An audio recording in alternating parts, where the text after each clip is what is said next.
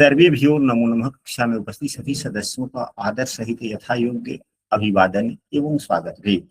सभी सदस्य अपने अपने इष्ट देव का ध्यान करें। माता गायत्री के मंत्रों का एक बार उच्चारण अवश्य कर ले। साथ ही अपने प्रेरणा के स्रोत एवं अपने गुरुजनों को भी अंतर्मन से अभिवादन कर ले।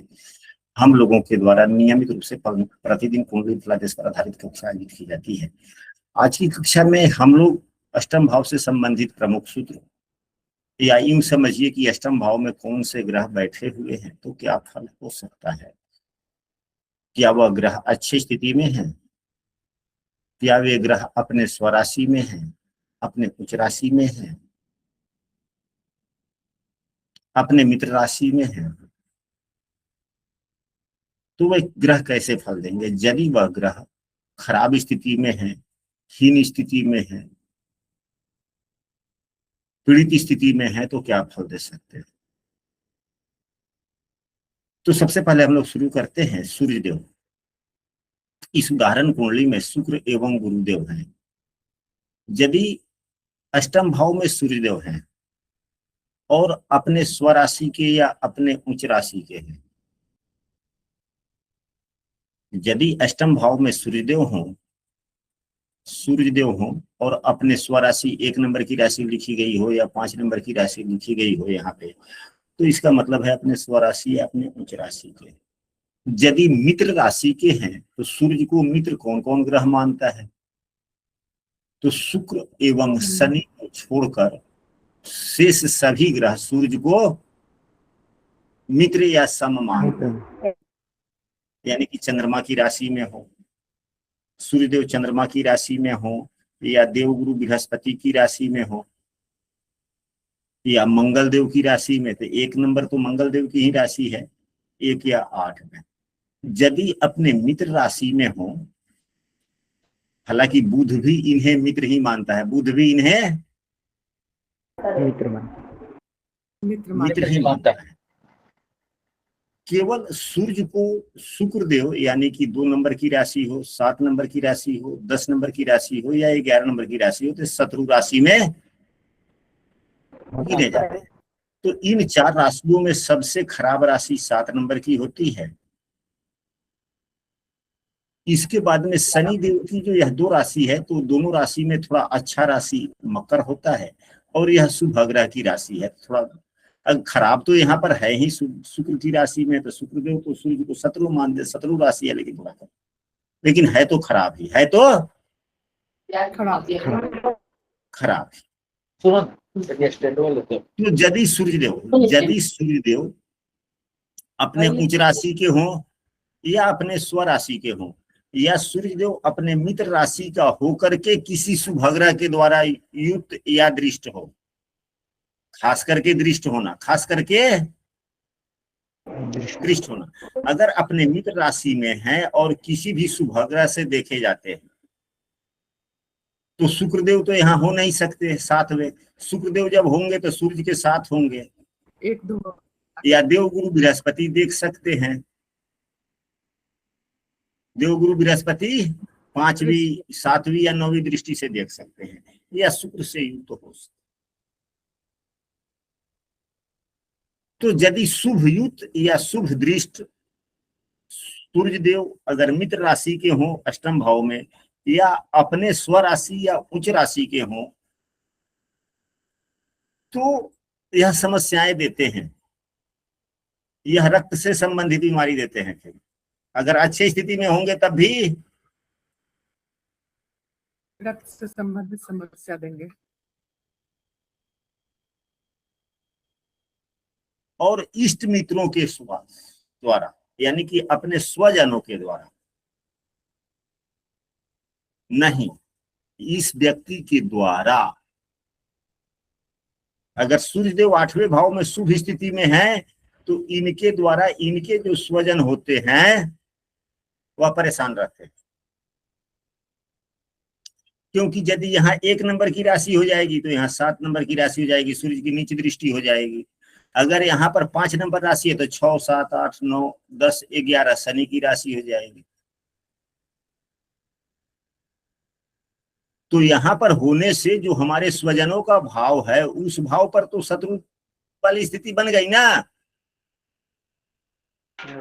जी। तो ये जो अपने स्वजन हुए तो स्वजन के लिए खराब हो गया कि नहीं हो गया फिर। और स्वयं के लिए रक्त से संबंधित समस्याएं होने की संभावना है।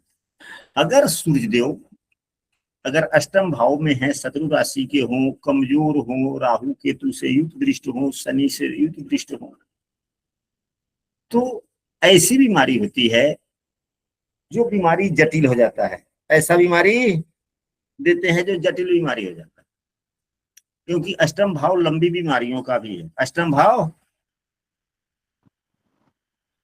लंबी बीमारी। अब आते हैं कि यदि चंद्रमा हो और शुभ चंद्रमा हो, यानी कि बलवान चंद्रमा, बलवान चंद्रमा हो और अपने स्वराशि या अपने उच्च राशि का हो, तो क्या हो सकता है। जैसे कि यहाँ पे 2 नंबर की राशि है, यहीं पे चंद्रमा हो, या 4 नंबर की राशि हो, उसी पे चंद्रमा हो, या चंद्रमा को जो मित्र मानते हैं, तो चंद्रमा को कौन कौन से ग्रह मित्र मानते हैं, सूर्यदेव मित्र मानते हैं, तो सूर्य की राशि हो। और चंद्रमा को कौन से ग्रह मित्र मानते हैं, तो मंगल मानते हैं। तो 1 नंबर की राशि हो, 8 नंबर की राशि में तो नीच के हो जाते हैं, खराब हो जाते हैं, नीच के हो जाते हैं, खराब हो जाते हैं, खराब हो जाते हैं। देवगुरु बृहस्पति की राशि हो, 9 या 12, बुध इनको शत्रु ही मानता है, शुक्र इन्हें शत्रु ही मानता है। चंद्रमा को कौन कौन से ग्रह शत्रु मानते हैं, तो बुध शुक्र शनि तीनों ग्रह शत्रु मानते हैं। बुध भी शत्रु मानता है, शुक्र भी शत्रु मानता है।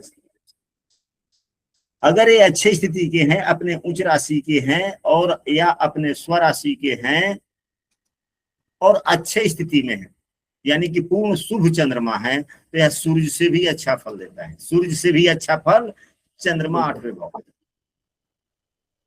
क्योंकि 8वां भाव मन की एकाग्रता का भी है। 8वां भाव मन की एकाग्रता का है। वास्तव में तो मन की एकाग्रता चौथा भाव था।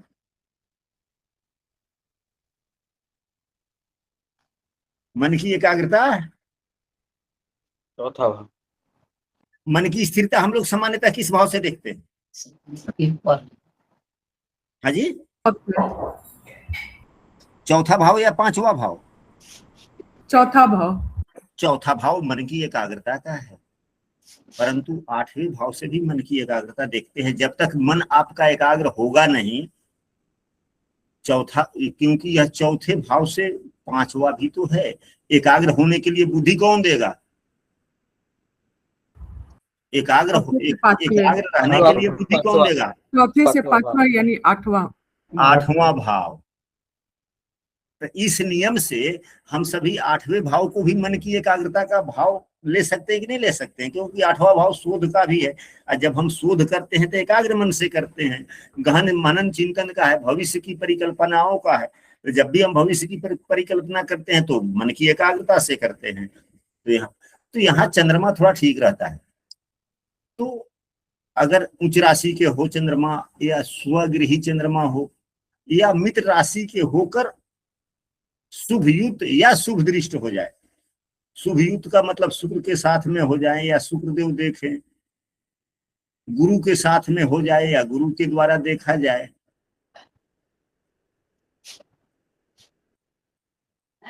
फिर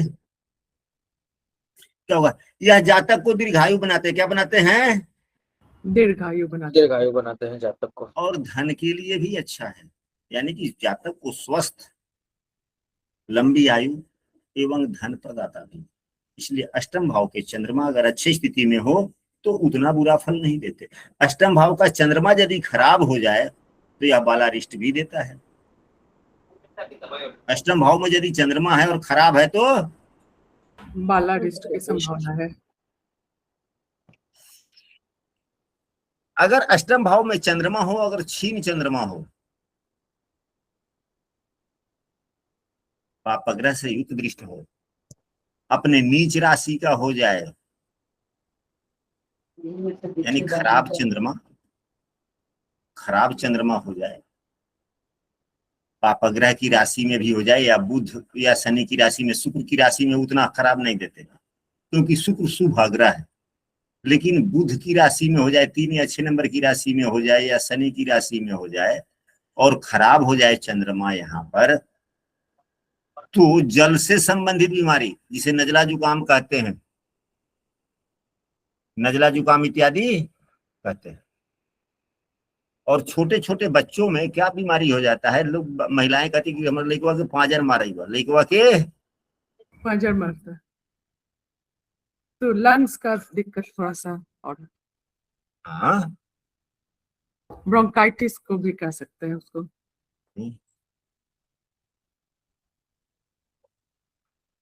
ये सभी समस्या है। मंगल देव का अष्टम भाव में बैठना उतना अच्छा नहीं है। चाहे मंगल देव उच्च राशि के हो जाए, चाहे मंगल देव उच्च राशि के ही करना ही क्यों ना हो, या नीच राशि के हो, शत्रु राशि में हो, मित्र दृष्टि ग्रह से हो, दृष्टि भी इन पर कैसा भी क्यों ना हो, कोई फर्क नहीं पड़ता, कोई फर्क नहीं पड़ेगा, नहीं पड़ता। ये अपनी दशाओं में कोई ना कोई समस्या दे ही देते। सबसे अधिक समस्या कहाँ देते हैं, तो यह इतनी उग्रता दे देते हैं अपनी दशाओं में, उन्मादी बना देते हैं। जो व्यक्ति सोचेगा उसी पर अमल करेगा। यदि उसको कोई व्यक्ति दूसरे कायदे से समझाना चाहेगा तो तुरंत गुस्सा हो जाएगा।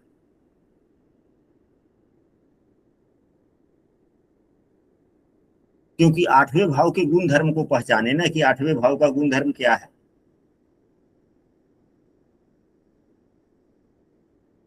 आठवें भाव का गुण धर्म क्या है? एकाग्र होकर सोचना, एकाग्र होकर सोचना, सोचने का भाव है। अब मंगल क्या है? सेनापति है, उग्र ग्रह है। और जब क्रोधी व्यक्ति अगर मनन आप ही क्रोधी स्थिति में हो जाए किसी, हम भी संसारिक जीवन जीते हैं, हम भी मनुष्य हैं, हमें भी कभी कभी क्रोध आता है, आप सबों को भी कभी कभी आता हो। तो जब क्रोधी स्थिति में जब आप कुछ सोच रहे होते हैं और कोई व्यक्ति टोक देता है तो क्या हो जाता है? चाहे अच्छा भी बात क्यों नहीं बोले, लेकिन मन में अच्छा लगता है? नहीं, जल्लाहट सा नहीं पसंद। चाहे आपको अच्छा बात ही क्यों नहीं कोई कह रहा।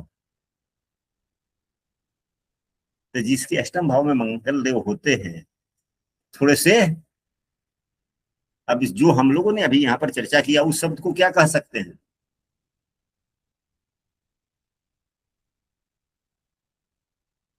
उसके लिए कह सकते हैं कि परेशान, हाँ जी, हाँ जी, जो भी शब्द इस्तेमाल कर सकते। जिसके अष्टम भाव में मंगल देव होते हैं, ऐसे व्यक्ति को खास करके अगर 11वां भाव ठीक ना हो, तीसरा भाव ठीक ना हो, पाप युक्त, पाप प्रभावित हो, तो कानून से सावधान रहना चाहिए। किस चीज से सावधान रहना चाहिए? कानून से, कान से सावधान रहना चाहिए। सबसे पहला सूत्र यह भी है, क्योंकि मंगल की चौथी दृष्टि 11वें भाव पे पड़ती है, अष्टम भाव में है ही, और चोट से पीड़ा देने वाला भी है, कटपिट का कारक भी है, और तीसरा भाव भी को भी देख रहे हैं कान को, और 11वां भाव भी देख रहे हैं कान। जी, कान से।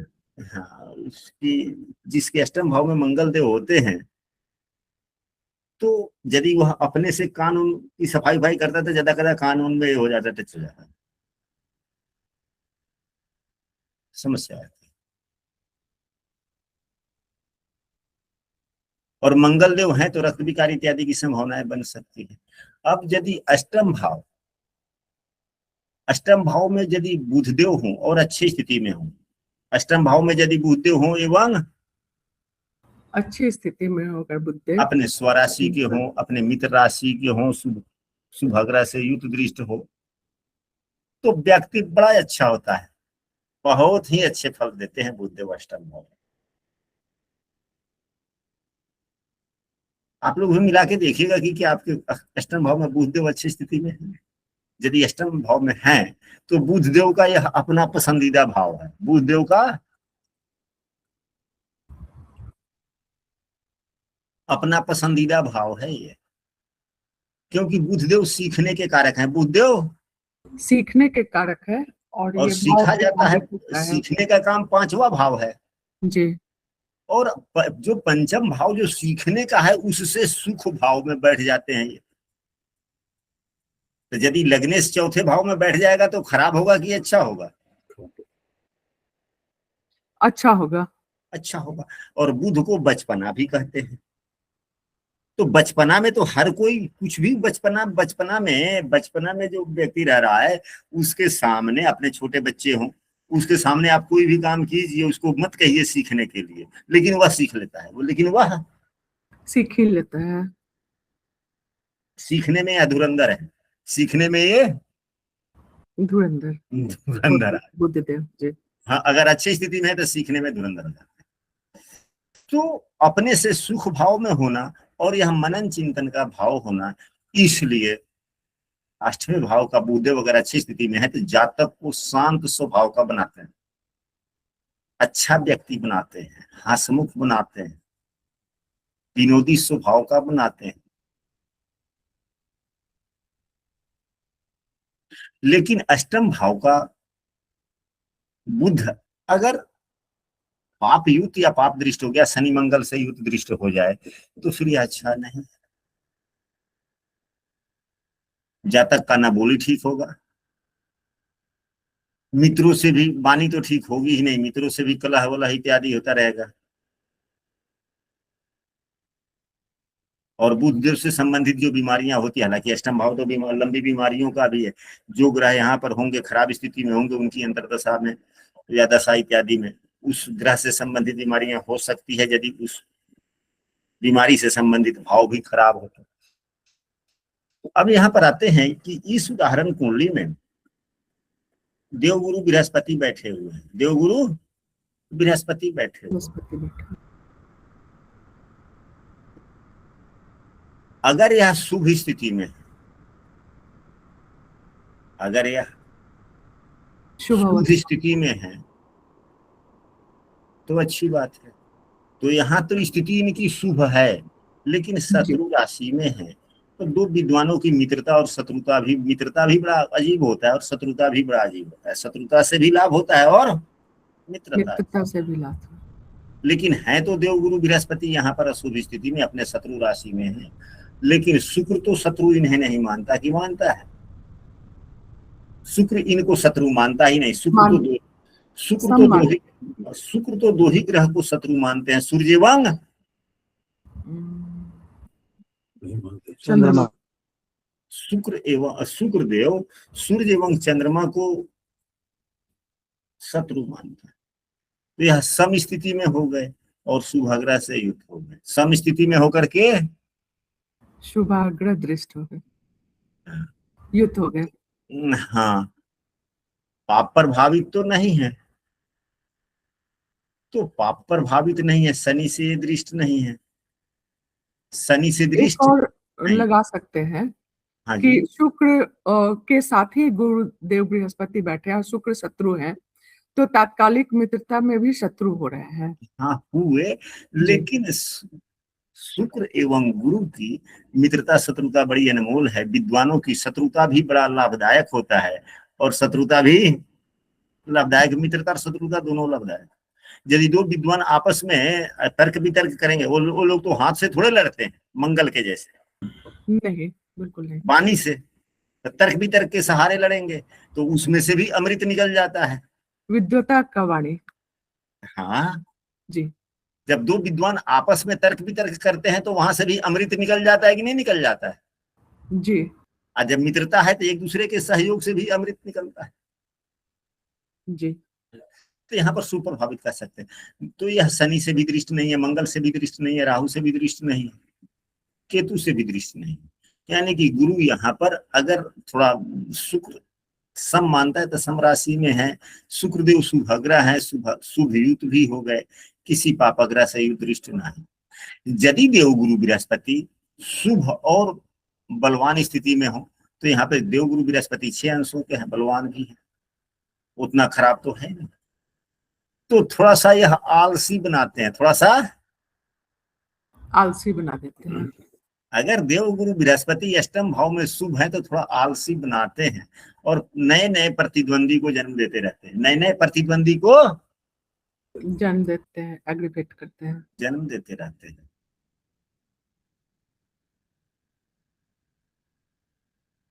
लेकिन अब नए नए प्रतिद्वंदी को जन्म दे रहे हैं तो क्या व्यक्ति पीड़ित होता रहेगा कि नहीं पीड़ित होता रहेगा? तब इसी उदाहरण कुंडली में यदि हम लोगों ने चर्चा कर लिया कि नए नए प्रतिद्वंदी उद्भव होते रहेंगे, परेशान करते रहेंगे, लेकिन मंगल तो फिर छठे भाव में है, शत्रुघ्नता योग बना दिया ना जी। मंगल का छठे भाव में होना और वो भी अपने मित्र राशि में, गुरु की राशि में होना, शत्रुघ्नता योग। कोई भी पापग्रह अच्छी स्थिति के छठे भाव में तो शत्रुघ्नता योग हो जाता है। तो नए नए पीड़ित करने वाले व्यक्ति भी होंगे, लेकिन वह व्यक्ति इस व्यक्ति के स्वभाव से हुआ, उसका प्रभाव उतना नहीं। अब आते हैं, अगर शुक्रदेव अच्छी स्थिति में, जैसे कि इस उदाहरण कुंडली में शुक्रदेव अच्छे स्थिति में है, अच्छे स्थिति में है, अपने स्वराशि के और शुभग्रह से युक्त भी है, जी। शुभग्रह से युक्त हो गए तो शुक्रदेव अच्छे हो गए ना। जी हाँ। तो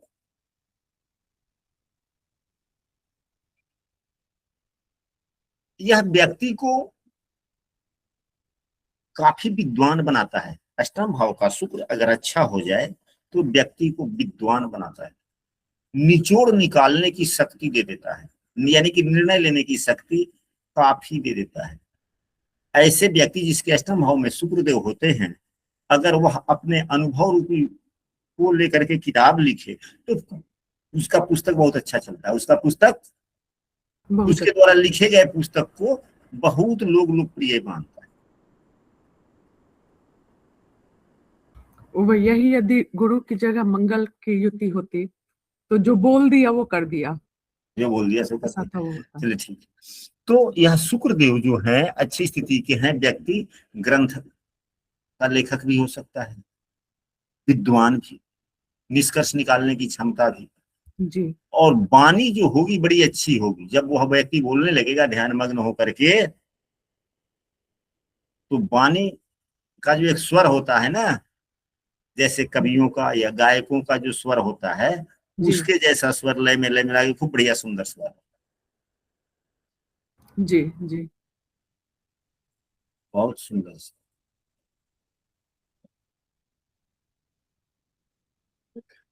अगर यही अष्टम भाव के शुक्र पर अगर शुक्र खराब हो, अष्टम भाव में शुक्र खराब हो, अपने नीच राशि का हो, पापग्रह के द्वारा देखा जाता हो, तो यह ठीक नहीं है।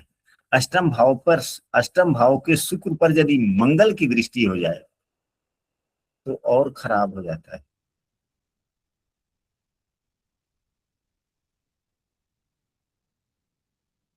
बहुत से बुरे योग का निर्माण कर देता है।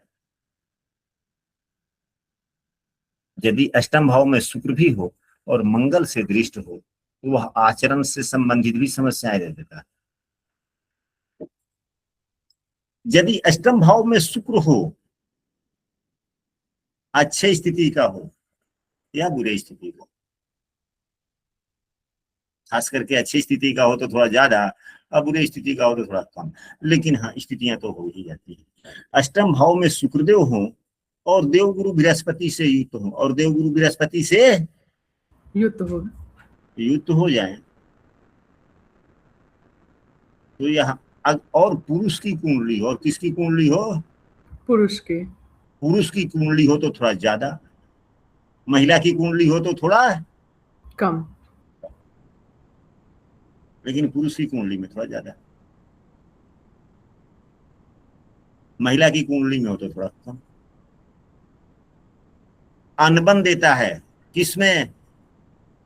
दाम्पत्य जीवन में। और अन्य भाव कोई खराब हो रहे हों, अन्य भाव यदि कोई खराब हो रहे हैं तो खराब हो रहे हों तो दूरियां भी बढ़ा देता है।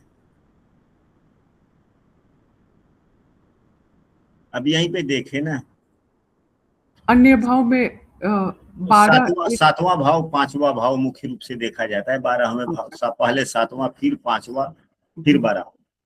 12 फिर 1। हाँ, तो सातवें भाव का स्वामी खराब होकर के अपने से 12वें चले आए तो खराब हो गए ना। जी जी। पंचम भाव में राहु हो गया,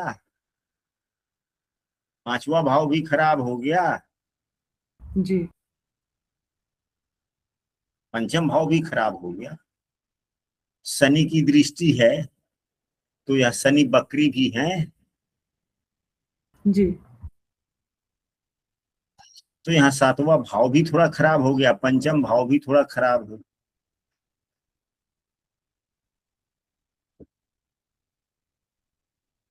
सातवां भाव भी सुप्रभावित नहीं है, पांचवा भाव भी सुप्रभावित नहीं है। नहीं है।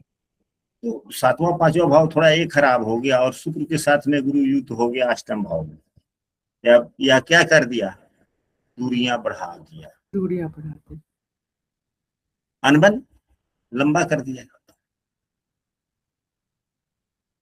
चलिए, अब आते हैं शनिदेव पर।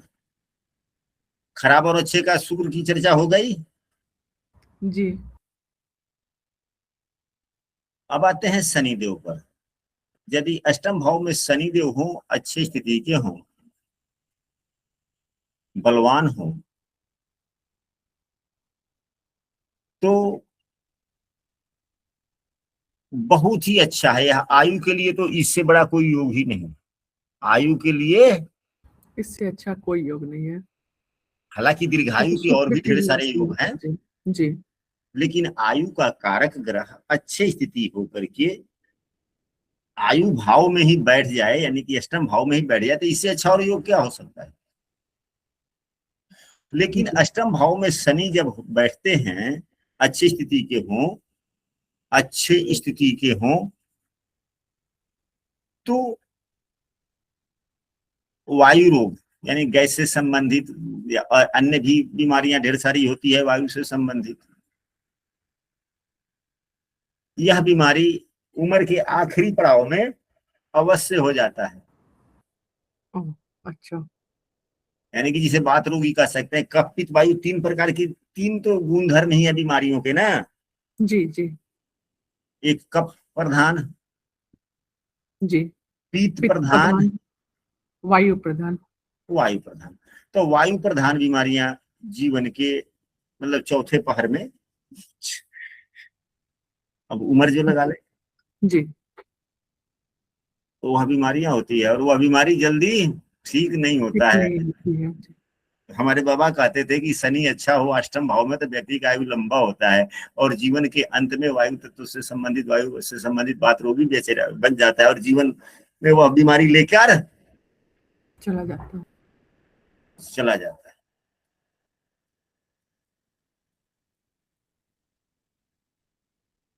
अब आते हैं अष्टम भाव में यदि राहु हो, तो राहु भी व्यक्ति को, नहीं नहीं, अभी तक शुभ शनि का हम लोगों ने चर्चा कर लिया, अशुभ शनि की चर्चा नहीं हुई है ना। नहीं, अभी नहीं हुई है। यदि अष्टम भाव में अशुभ शनि हो, अपने नीच राशि के हो जाएं, शनि को जो ग्रह शत्रु मानते हैं, तो शनि को कौन से ग्रह शत्रु मानते हैं? सूर्य देव मानते हैं। और चंद्रमा तो शत्रु मानता नहीं, मंगल। मंगल शत्रु मानता नहीं, बुध शत्रु मानता नहीं, गुरु शत्रु मानता नहीं, शुक्र शत्रु मानता नहीं, शनि तो अपने स्वयं हो। भाई शत्रु राशि कौन होगा? अब शनि जिसको शत्रु मानता है उस राशि में, मान ले कि शनि किसको शत्रु मानता है, तो शनि शत्रु मानता है सूर्य चंद्रमा मंगल। जी। सूर्य चंद्र मंगल। चंद्रमा मंगल को यह शत्रु मानता है, लेकिन मंगल तो शनि को शत्रु नहीं मानता। शनि मंगल के घर में है, तो अब मंगल शनि को शत्रु मानेगा तब तो मंगल को यह पीड़ित करेगा। जी। चंद्रमा को शनि शत्रु मानता है, तो शनि की राशि में चंद्रमा होगा तो वह पीड़ित हो जाएगा, लेकिन चंद्रमा की राशि में यदि शनि होगा तो क्या शनि पीड़ित होगा? नहीं होगा। नहीं। अब यहाँ पर दोनों स्थिति हमने लिख दिया, शनि की राशि में चंद्रमा, चंद्रमा की राशि में शनि, पीड़ित कौन हुआ, चंद्रमा हुआ या शनि?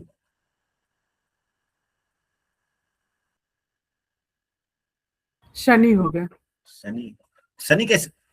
अरे मेरे भाई, चंद्र की राशि में है ना, तो चंद्रमा की राशि में, तो चंद्रमा शनि को तो सम मानता है ना, न मित्र चंद्रमा मानता है पीड़ित न हुआ। दुश्मन। चंद्रमा शनि की राशि में, तो चंद्रमा सम मानते हैं उनको, तो हाँ। वो पीड़ित नहीं होंगे ना। पर शनि तो शत्रु मानता है ना चंद्रमा। शनि शत्रु मानता है, तो जिसके शनि पीड़ित जिसके करेगा घर ना में चंद्रमा चंद्रमा को। है, चौथे भाव में चंद्रमा की राशि में है, तो वो शत्रु नहीं। ओह सॉरी, हम उल्टा घुमा दिए। ठीक है, हाँ शत्रु, हाँ शत्रु हो जाएगा। हाँ?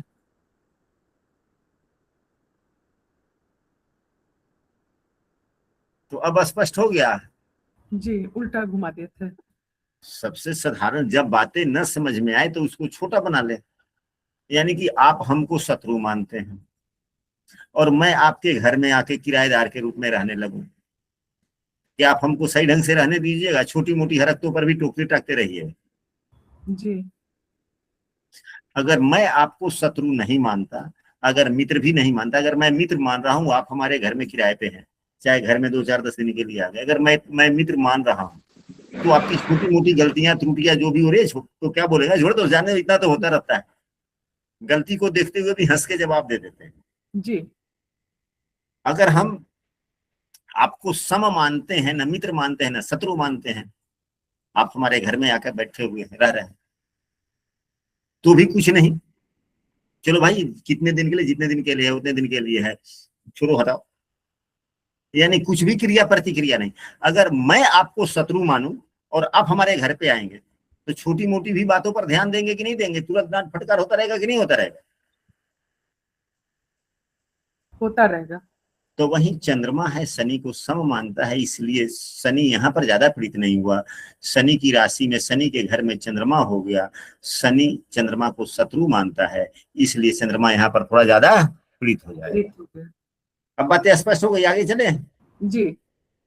तो यदि अष्टम भाव के शनि हो और खराब हो तो, और पाप पीड़ित भी हो, तो यह व्यक्ति को लोभी बना देते हैं। क्या बना देंगे? लोभी। लालची बना देंगे, और संगत भी अच्छा नहीं रहता, क्योंकि यह दसम भाव का 11वां भी है, दसम का 11वां है, 11वां भी है, और यह अग्रिम सोच का भाव है। अग्रिम सोच का भाव, सोच का भाव है, तो शनि में तो ज्ञान बिल्कुल नहीं है, शनि में ज्ञान नहीं होने के कारण बिल्कुल नहीं है, तो यह आकस्मिक सोच भी नहीं पैदा होता है, दूरदर्शिता नहीं होती। तो जिसके पास में दूरदर्शिता नहीं होता उसको क्या कहते हैं? लंपट, बुद्धू। और भी दूसरे शब्द हो सकते हैं।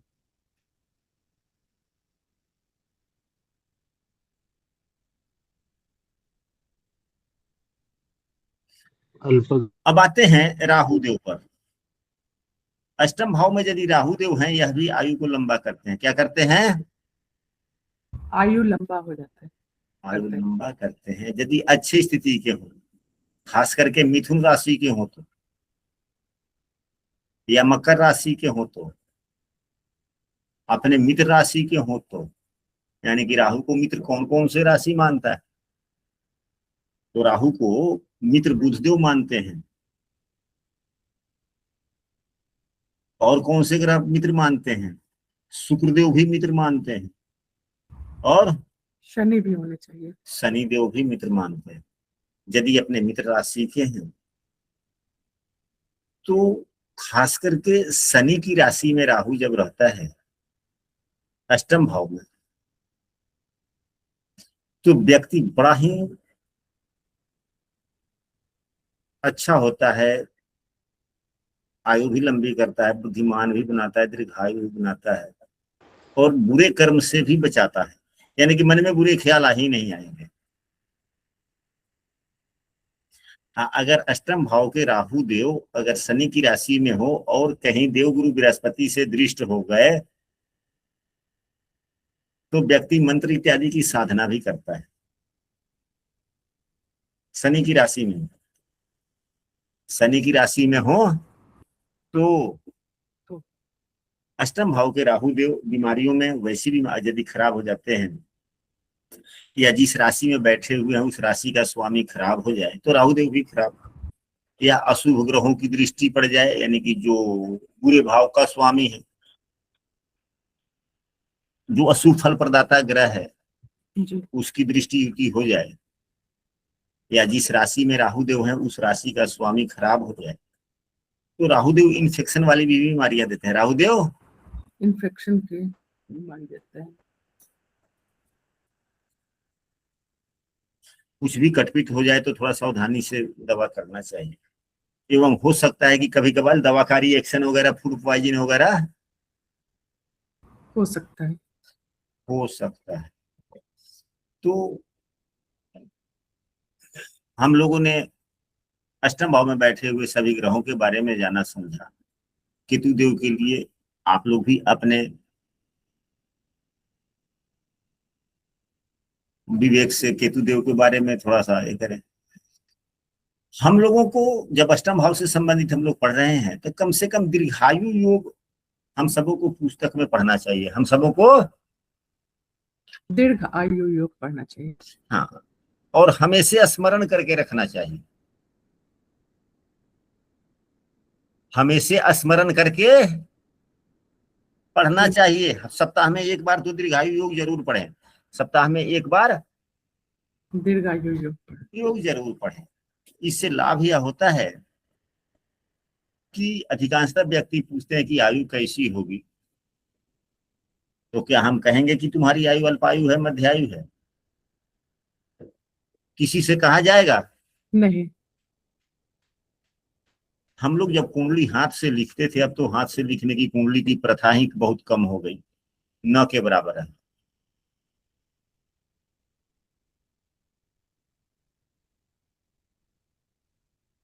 जी।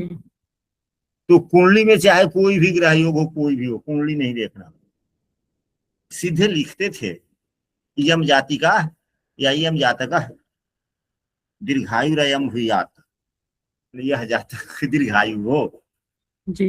यह दीर्घायु है।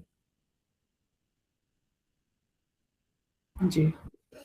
तो जब हम एक से अधिक दीर्घायु योग के बारे में पढ़ते हैं, याद रहता है, तो एक आध भी अगर मान लिया कि अल्पायु के या मध्यायु के एक से अधिक योग हैं, अगर एक भी योग दीर्घायु का लग रहा होता है तो जब आयु से संबंधित व्यक्ति प्रश्न पूछता है तो जो दीर्घायु वाले योग दिखते हैं उस ग्रह को और बल देने के लिए कि हाँ इस और सब कुछ ठीक ठाक है, कि कोई भी प्रकार की दिक्कत नहीं है, एक उपाय करो, तुम रविवार का व्रत करना, सूर्यदेव को जल देना, चंद्रदेव को जल दो, या कम से कम महीने में एक बार सोमवार का व्रत करो, हनुमान जी की पूजा करो, विष्णु भगवान की पूजा करो, लक्ष्मी जी की पूजा करो। हनुमान जी की पूजा हो गया, मंगलवार को करो मंगल देव के लिए, विष्णु भगवान का पूजा करो बुध देव के लिए, देव गुरु बृहस्पति के लिए ब्रह्मा जी की पूजा करो या विष्णु जी की पूजा करो, शुक्र देव के लिए माता लक्ष्मी की पूजा करो, शनि देव के लिए भी लोग शनिवार को हनुमान जी की पूजा करते हैं, इस प्रकार से कर सकते। तो वह दीर्घायु योग में कौन से ग्रह है, किस ग्रह के द्वारा दीर्घायु योग बन रहा है, यह तो पहचानना होगा ना जी।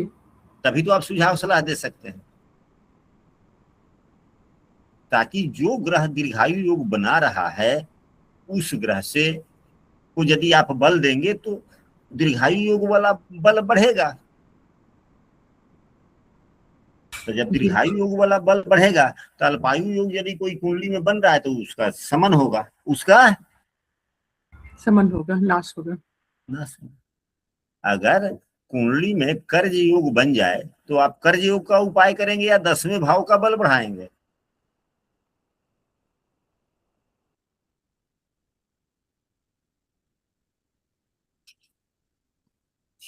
जी, कर्ज योग का उपाय किया जाएगा या 10वें भाव का बल बढ़ाया जाएगा? 10वें भाव का बल। अगर हम 10वें भाव का बल नहीं बढ़ाएंगे तो हमारे कार्यों में विकास होगा ही नहीं, अधिक आय होगी ही नहीं। जब तक अधिक आय होगा नहीं तब तक कर्जा समाप्त होगा कैसे? तो कर्ज वाले योग को छोड़ दिया जाता है, कर्ज वाले योग को छोड़ दिया जाता है और आय वाले योग में बल दे दिया जाता है। अपने आप आय अधिक हो जाएगा, कर्ज समाप्त हो जाएगा। ठीक उसी प्रकार यदि कुंडली में कोई अल्पायु योग भी बनता है, अगर कुंडली में कोई दीर्घायु योग बन रहे हैं तो उस योग को बल देना चाहिए ताकि अल्पायु योग का परिहार हो सके। तो कल की कक्षा में हम लोग दीर्घायु योग के बारे में पढ़ेंगे और आज की कक्षा हम यहीं पे समाप्त करते हैं। और यह जिस व्यक्ति की कुंडली है अभी कक्षा में भी शामिल है,